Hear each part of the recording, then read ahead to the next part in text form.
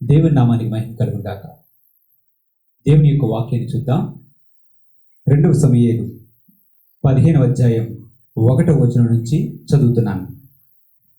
ఇది అయిన తరువాత అబ్షాలోము ఒక రథమును గుర్రములను సిద్ధపరిచి తన ఎదుట పరిగెత్తుటకై 50 మంది బంటులను ఏర్పరచుకొనెను.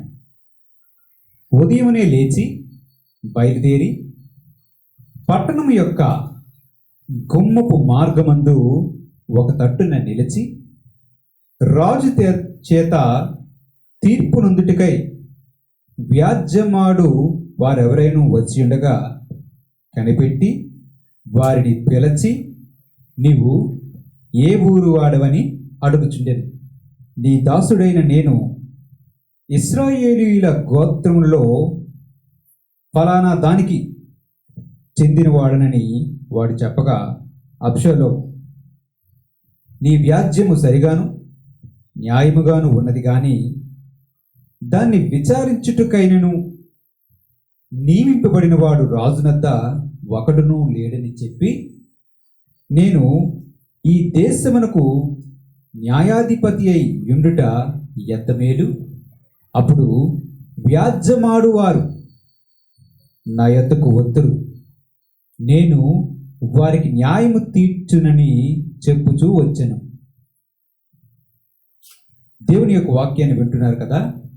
ఇక్కడ మనకు అబ్షాలోము కనిపిస్తున్నాడు.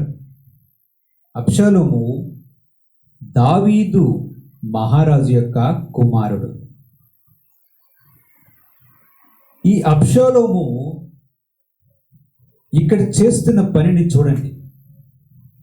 ఈ అబ్షాలోము ఒక ఆలోచన కలిగి ఉన్నాడు. తన తండ్రి అయినటువంటి దావీదునకు బదులుగా తాను ఒక న్యాయాధిపతిగాను రాజుగాను ఉండాలని కోరుకుంటున్నాడు. అందుకోసం అతడు చేస్తున్నటువంటి పనులను చూడండి. ఇతడు ఏం చేస్తున్నాడు? ఒక రథాన్ని ఏర్పరచుకున్నాడు. ఒక 50 మంది బంటులను ఏర్పరచుకున్నాడు. ఆ రథానికి కావలసిన కొన్ని గుర్రాలని కూడా ఏర్పరచుకున్నాడు. ఏర్పరచుకొని తాను వెళ్తూ ఉంటే తన ముందు పరిగెత్తడానికి వీరు ఉండేటట్లుగా చూస్తున్నాడు. ఇంతకీ ఈ అబ్షాలోము ఇవన్నీ ఎందుకు చేస్తున్నాడు? చూడండి, ఇతడు తను తాను రాజుగాను న్యాయాధిపతిగాను తన తండ్రి అయిన దావీదునకు వ్యతిరేకముగా తను తాను ప్రజలకు కనిపించేటట్లుగా చేయాలని ప్రయత్నం చేస్తున్నాడు. మనకందరికీ తెలుసు, దావీదు మహారాజుని మన దేవుడైనటువంటి ప్రభువు తన ప్రవక్తలను పంపి తాను రాజుగా ఉండడానికి అభిషేకించాడు. అంటే రాజుగా ఉండాలి అంటే దేవుని అభిషేకం, దేవుని అనుమతి ఎంతో అవసరమైంది. దావీదు తన మట్టుకు తాను రాజైపోవాలని అనుకోలేదు. కానీ దేవుడు అతనిని ఏర్పరచుకొని తన ప్రజల మీద రాజుగా ఉండడానికి నియమించుకున్నాడు. కానీ అబ్షాలోము చేస్తున్న పనిని చూడండి. తన మట్టుకు తానే ఏర్పరచుకుంటున్నాడు. తాను ఏం చేస్తున్నాడంటే ప్రజల్ని ఆకర్షించే పద్ధతుల్ని, లోక పద్ధతుల్ని ఉపయోగిస్తున్నాడు. మనం చదువుకున్న వాక్య భాగంలో చూస్తే అతడు ప్రజల్ని ఆకర్షించే పద్ధతుల్ని ఉపయోగిస్తున్నట్లుగా కనిపిస్తుంది. ఈ ప్రజల్ని ఆకర్షించే పద్ధతులు లేదా లోక పద్ధతులు ఎంచుకొని తాను కూడా ఒక రాజు అయిపోతాను అని అనుకుంటున్నాడు. ఎంత అజ్ఞానం! ఈ అబ్షాలోము చేస్తున్నటువంటి పనులను మనం గమనిస్తే చూడండి, ఏం చేస్తున్నాడు? గుర్రాలను ఏర్పరచుకున్నాడు, రథాన్ని ఏర్పరచుకున్నాడు, తన ముందు పరిగెట్టడానికి ఒక 50 మంది బంటులను ఏర్పరచుకున్నాడు. రాజుకు ఉండాల్సినవి ఇవే కదా. దాని ఏర్పాట్లు చూడండి. అంటే ప్రజలు నేను రాజుగా ఉండాలనుకుంటున్నాను, నన్ను అంగీకరించండి అని చెప్తే వారు అంగీకరిస్తారా? నువ్వేం రాజువి?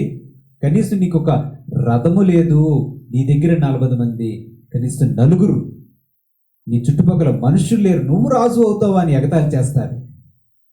అందుకని తానే గుర్రాలను ఏర్పరచుకున్నాడు.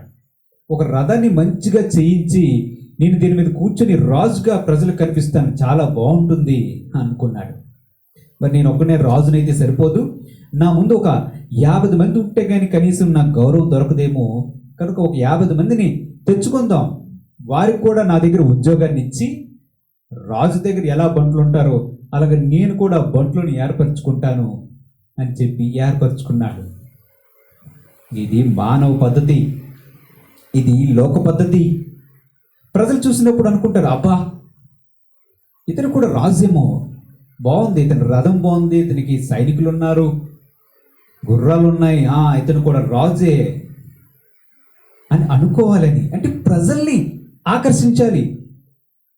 నిజంగా దేవుని చేత ఏర్పరచబడ్డా, దేవుని చేత నియమించబడ్డా అనే విషయాన్ని పక్కన పెట్టేసి ప్రజలు ఎలా ఆలోచిస్తారో, ప్రజల దృష్టిలో నేను రాజుగా ఎలా ఉండాలో, ప్రజలు నన్ను ఎలా చూస్తే వారు తమకు రాజుగా నన్ను గుర్తిస్తారో ఆలోచించడం ప్రారంభించాడు.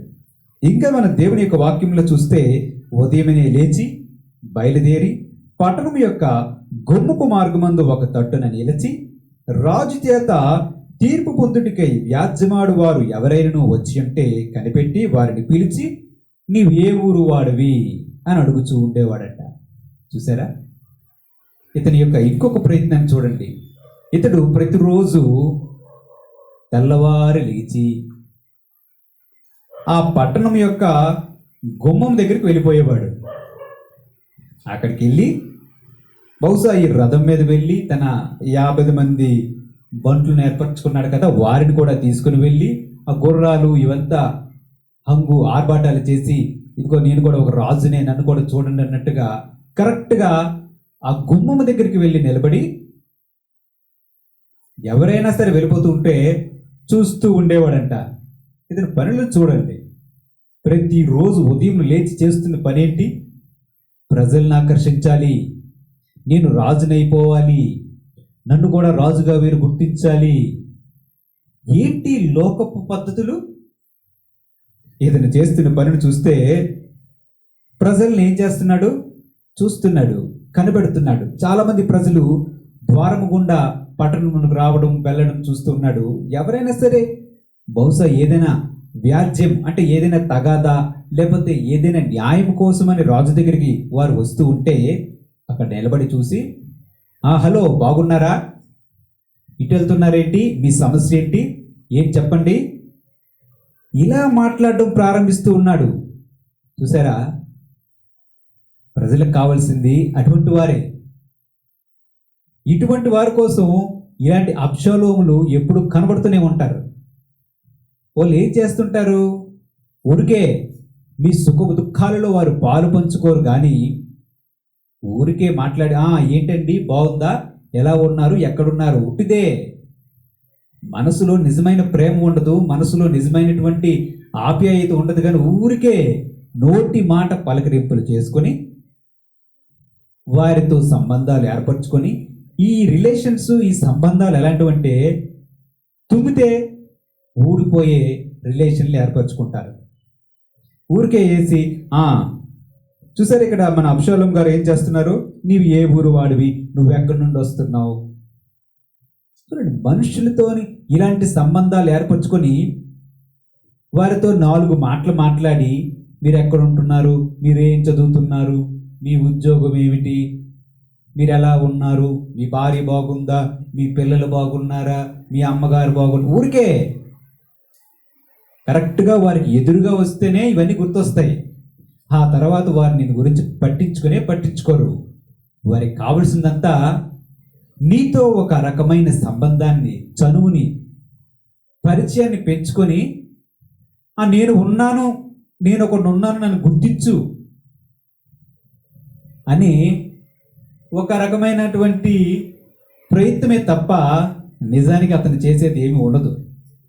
చూడండి, మన విషయాల్లో కూడా అనేక మంది ఇలాగే కనిపిస్తుంటారు. అది మనం బయట ఆఫీసులోనే అవ్వండి, కుటుంబంలోనే అవ్వండి. దురదృష్టం ఏంటంటే దేవుని సంఘం విషయంలో కూడా సాతాను ఇలాంటి ప్రయత్నాలు చేస్తూనే ఉంటారు. వారికి కావాల్సింది ప్రజలు గుర్తించాలి.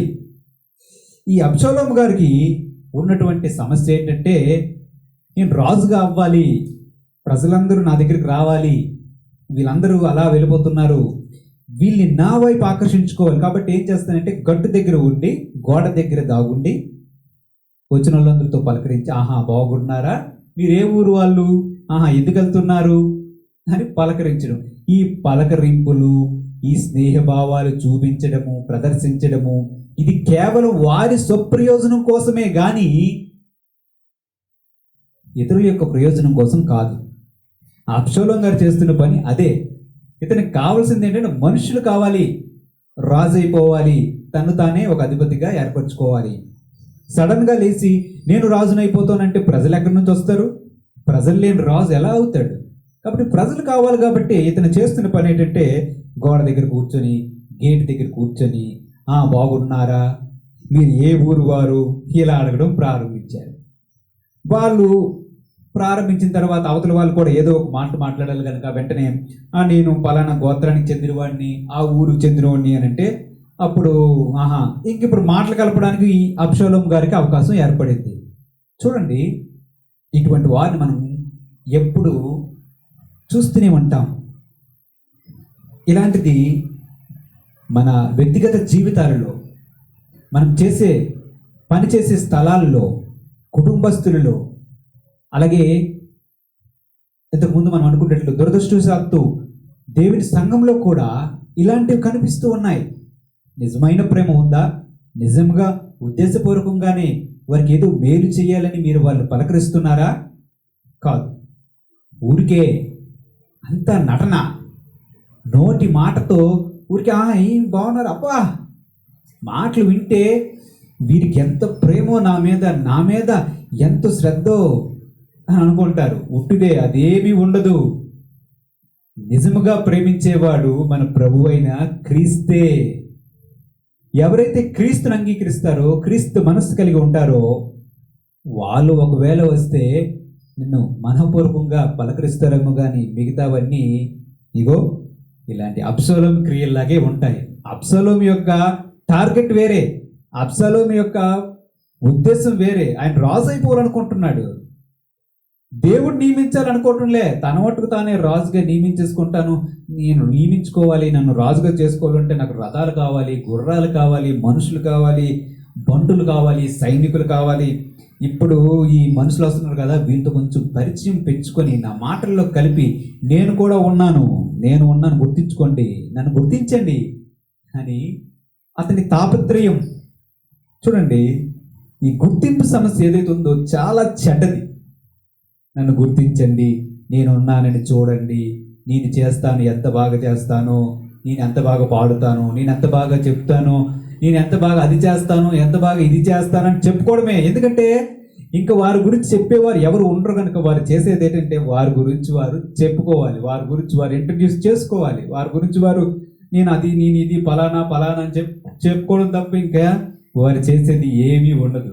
ఈ అబ్షాలోము చేస్తున్న పని ఏంటంటే, ఎక్కడి నుండి వస్తున్నారు, మీరు ఏ ఊరు వాళ్ళు, మీ గోత్రం ఏంటంటే నేను ఆ ఊరు ఈ ఊరు అంటే బాగుంది, సరే ఎందుకు వెళ్తున్నారంటే ఏం చెప్పమంటారండి, నాకు ఒక వ్యాజ్యం ఉంది, నాకు ఒక తగాదా ఉంది, చిన్న సమస్య ఉంది, దీని విషయంలో న్యాయం తీర్చాలి, మా పక్కింటి వాడితో నాకు పడటం లేదు, నా ఎదురింటి వాడితో నాకు పడటం లేదు, నా భార్యతో పడటం లేదు, లేకపోతే నా పిల్లలు ఎలా చేస్తున్నారు, నా పొలం అక్కడ ఉంది దాన్ని ఎవడో లాక్కుంటున్నాడు, లేకపోతే అది ఇది రకరకాలైనటువంటి సమస్యలు వారు మాట్లాడుతునేటప్పుడు ప్రారంభిస్తారు కదండి. ఏదో ఒక మాట మాట్లాడాలి, ఏదో ఒకటి చెప్పాలి కనుక చెప్పడం ప్రారంభించారు. అప్పుడు ఈ అబ్షాలోము గారు చేస్తున్నటువంటి మరొక పనిని చూడండి.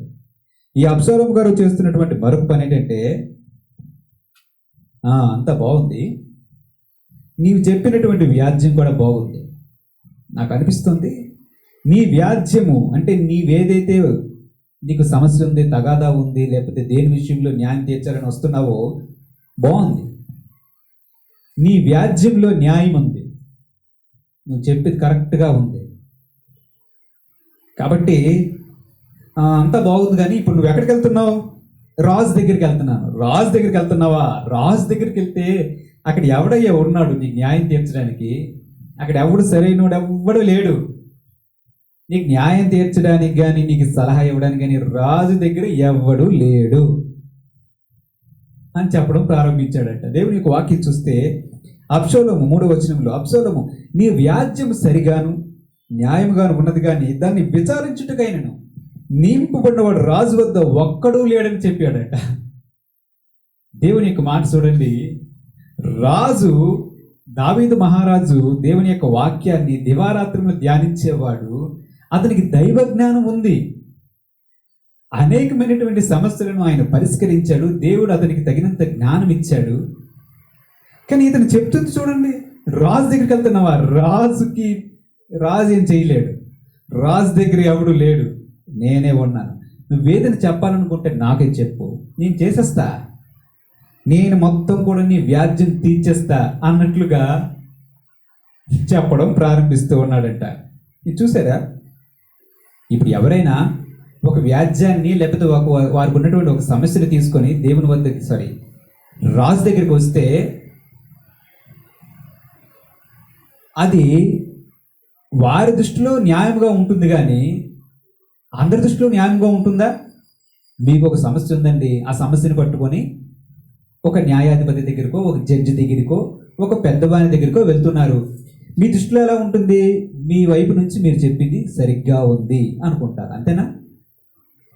అవతల ప్రతివాది వచ్చినప్పుడు మన సంగతి తెలిసిపోతుంది.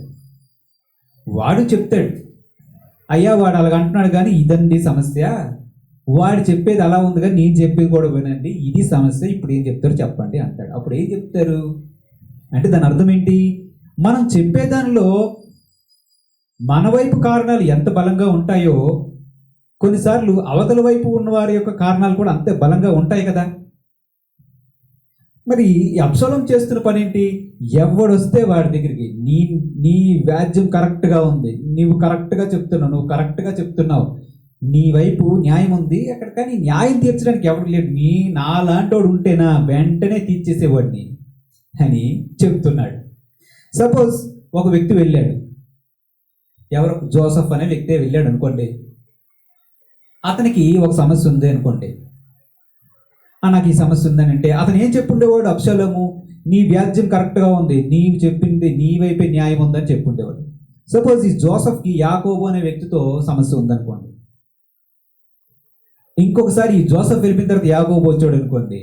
మరలా ఇదే అబ్షాలోము అతను పిలిచి, ఎందుకు వెళ్తున్నావు, ఏ ఊరు, పలానా గోత్రమా, ఓహో ఏంటి నీ సమస్య అంటే ఆ యాకోబు కూడా చెప్తాడు, నాకు ఈ సమస్య ఉందండి అని చెప్తాడు, అంతేనా?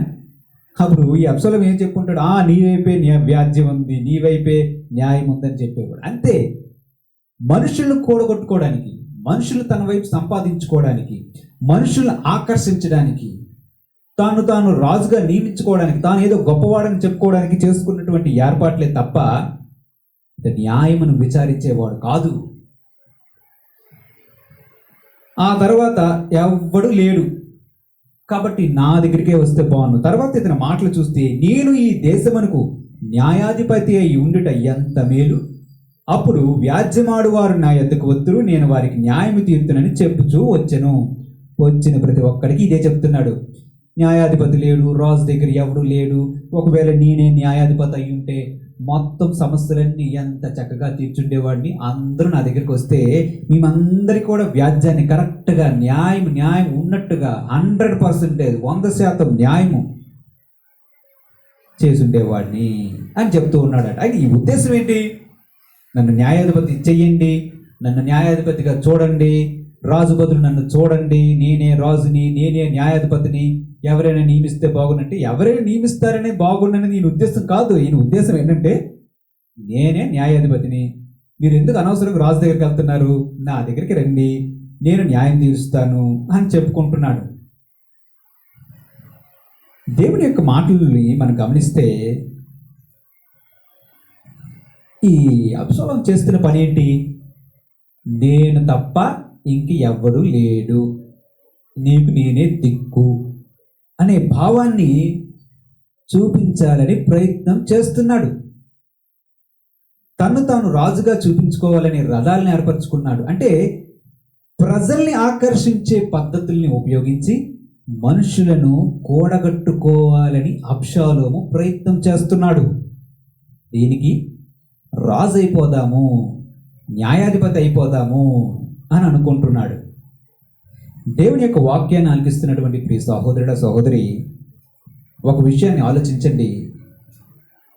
మనకి ఏదైనా ఉందంటే అది దేవుడు నియమిస్తేనే మన దగ్గరికి వస్తుంది. మనల్ని మనం నియమించుకోకూడదు. దేవుడు తాను తన పని కోసం, అది రాజు అవ్వండి, సేవకుడు అవ్వండి, ఇంకేదైనా అవ్వండి, దేవుడు నియమిస్తాడు. దాన్ని మనం లోక పద్ధతులు ఉపయోగించి, మన తెలివితేటలు ఉపయోగించి, మనుషులను ఆకర్షించి, లేదా మన సొంత ప్రయత్నాలు ఉపయోగించి ఆ స్థానాల్ని ఆక్రమించాలనుకోవడం సరైన పద్ధతి కాదు. దేవుడు తన తండ్రిని ఎలా నియమించాడో ఈ అబ్షాలోముకు తెలియదా?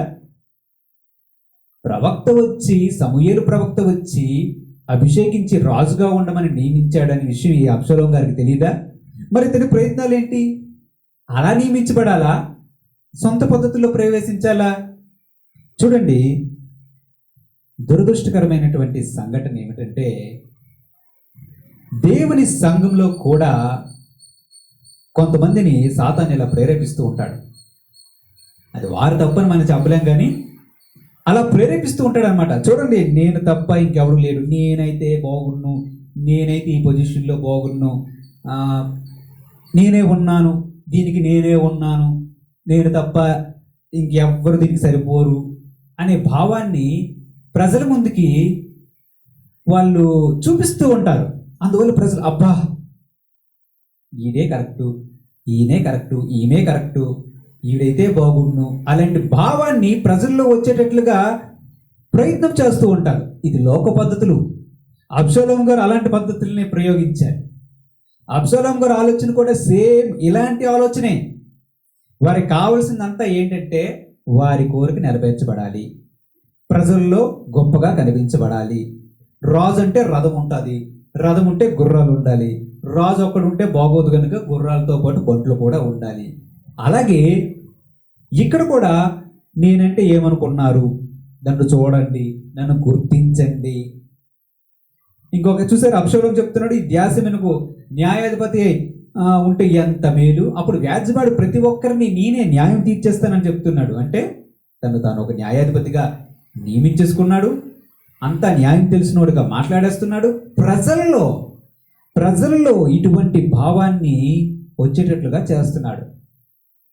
ఇప్పుడు కావాల్సింది అంటే అందరూ అలా ఉంటారని అనుకోం, కానీ ప్రజల్లో అంటే మ్యాక్సిమం చాలా శాతం వరకు ప్రజలు ఎలా ఉన్నారంటే, చూసిన వెంటనే అబ్బా ఇదే కరెక్టు, అబ్బా ఎంత బాగా చేస్తున్నారో, వీరే గొప్పవారు, అబ్బా అంటే ప్రజలను ఆకర్షించే పద్ధతులు ప్రయోగించేవారు ఎలాగున్నారో దానికి ఆకర్షింపబడే ప్రజలు కూడా అలాగే ఉంటారు.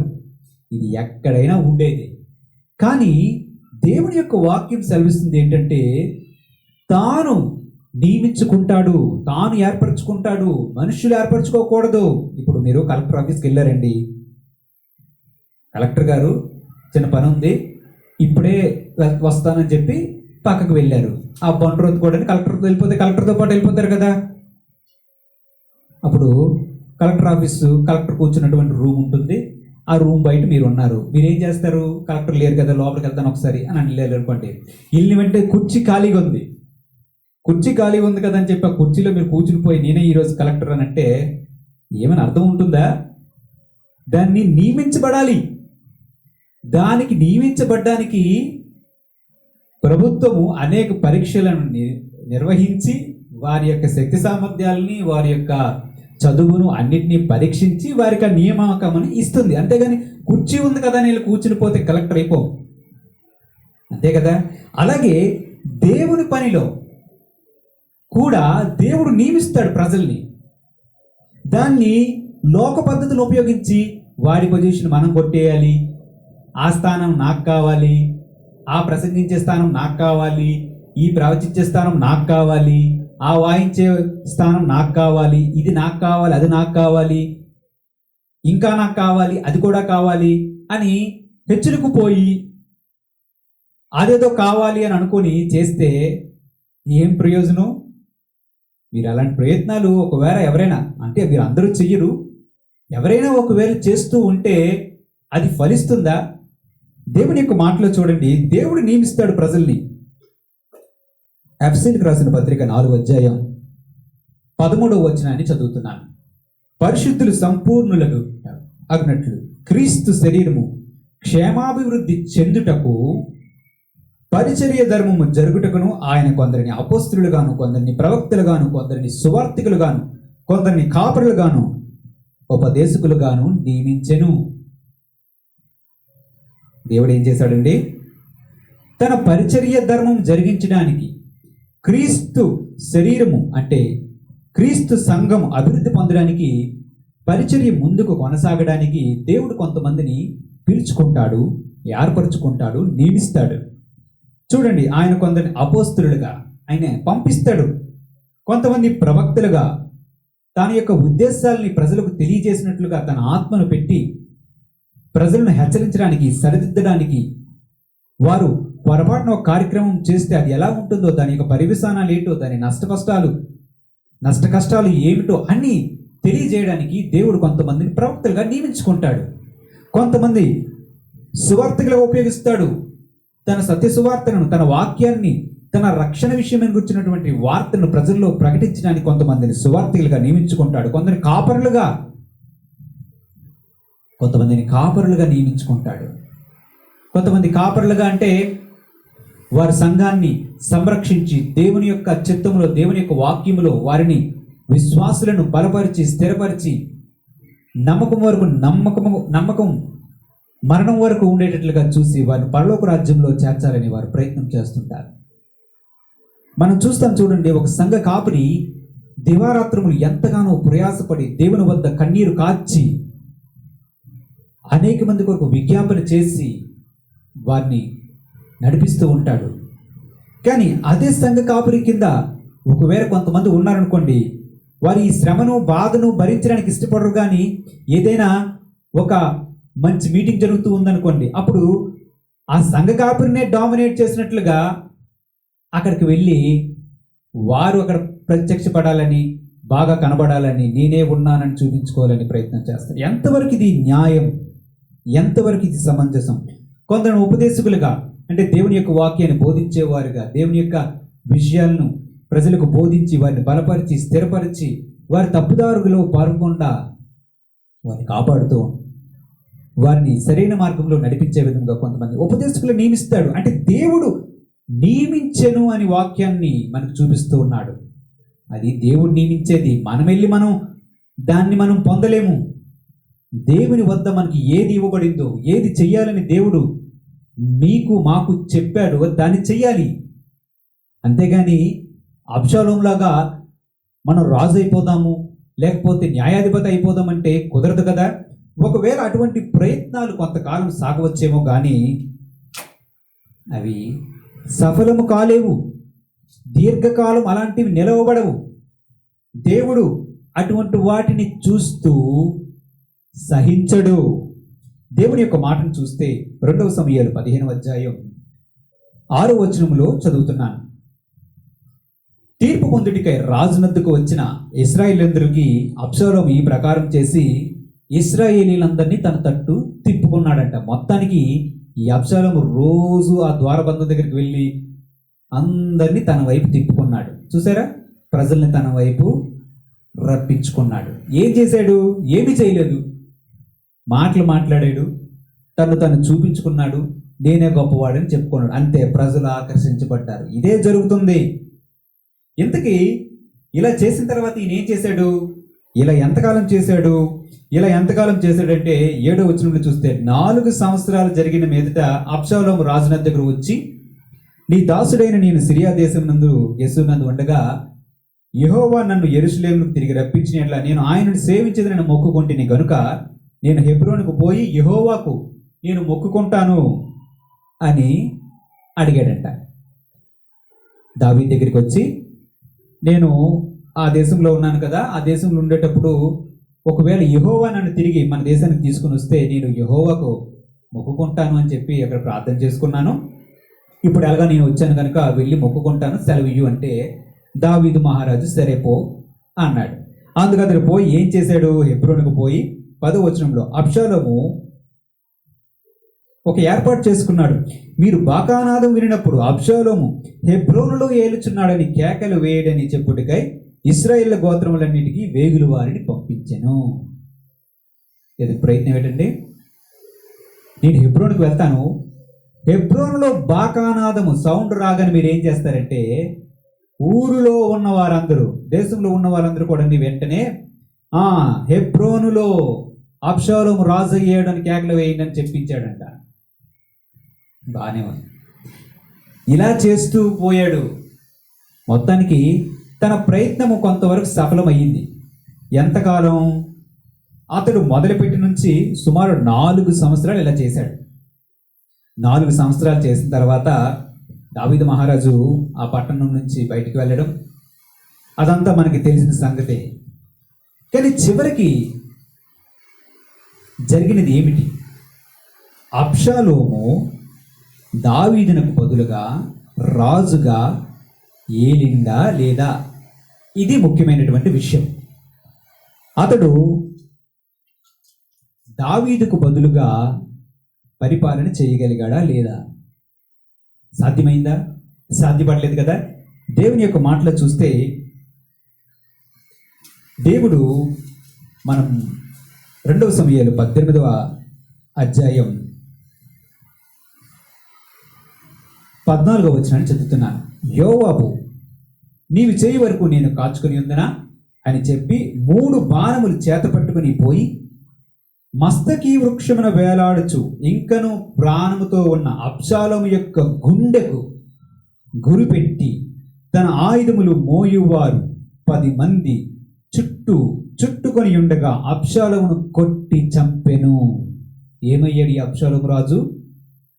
4 సంవత్సరాలు ప్లాన్లు వేసుకొని దేవునికి వ్యతిరేకంగా తన సొంత ప్రణాళికలు వేసుకొని ఏదో చేద్దాము, దైవానుసారముగా ఇవ్వబడినటువంటి ఆ రాజు అనే ఆ స్థానాన్ని తన సొంత ప్రయత్నాల ద్వారా సంపాదించుకోవాలనుకున్నటువంటి వ్యక్తి ఏమయ్యాడు? యోవాబు చేతిలో ఉన్నటువంటి 3 బాణాలు తీసి అబ్షాలోము గుండెకు గురిపెట్టి కొట్టాడు. అప్పటికి అబ్షాలోము పైనున్నటువంటి ఆ మస్తకి వృక్షంలో చిక్కుకున్నాడు, వేలాడుతూ ఉన్నాడు. తీశాడు. యోవాబు 3 బాణాలు తీసి గుండెకు గురిపెట్టి కొట్టాడు. తనతో పాటు ఉన్నటువంటి 10 మంది చుట్టుపక్కల, అంటే యోవాబు సైన్యాధిపతి యొక్క సేవకులు అనొచ్చు, వారు వచ్చి అబ్షాలోమును కొట్టి చంపేశారు. అయ్యాడా రాజు? ఫలించింది అతని ప్రయత్నం?